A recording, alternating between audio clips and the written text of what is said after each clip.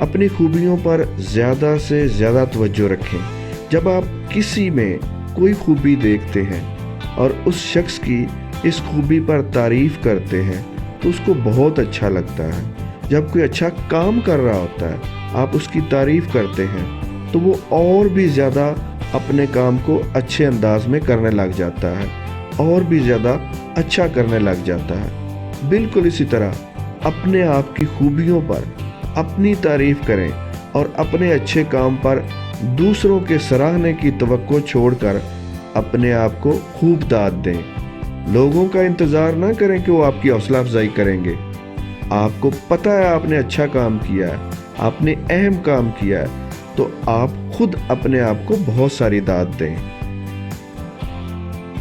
یاد رکھیں، ساری دنیا بھی آپ کے بارے میں یقین رکھتی ہو کہ آپ کام کر سکتے ہیں، مگر آپ کو اپنے اوپر پورا یقین نہ ہو تو پوری دنیا کے یقین کرنے کا فائدہ نہیں ہوتا۔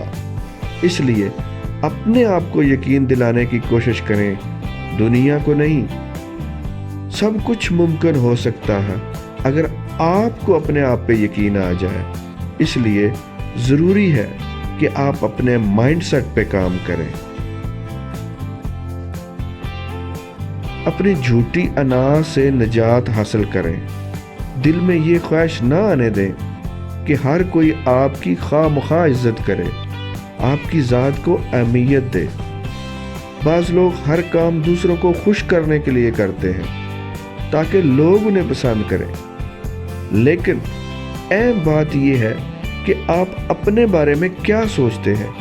اگر آپ پریشان ہیں کہ لوگ آپ کے بارے میں کیا سوچتے ہیں، کیا کہتے ہیں اور کیا محسوس کرتے ہیں، تو اس کا مطلب ہے آپ کی خوشیوں کا کنٹرول لوگوں کے ہاتھوں میں ہے۔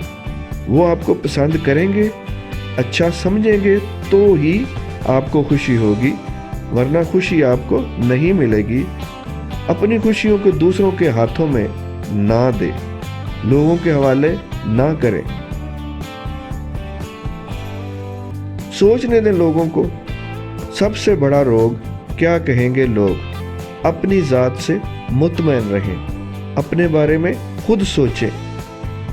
اگر آپ کی خوشی لوگوں کے رویوں اور ان سے توقعات سے جڑی ہوئی ہے تو آپ کبھی خوش نہیں رہ سکتے۔ اپنے آپ سے اس انداز اور لہجے میں بات کرنا سیکھیں جس طرح ایک بہت اچھا کوچ، استاد یا بہت پیار کرنے اور حوصلہ افزائی کرنے والا باپ بات کرتا ہے۔ شروع میں ایسا کرنا عجیب لگتا ہے اور مائنڈ عادی بھی نہیں ہوتا، لیکن پھر یہ آہستہ آہستہ اچھا لگنے لگ جاتا ہے۔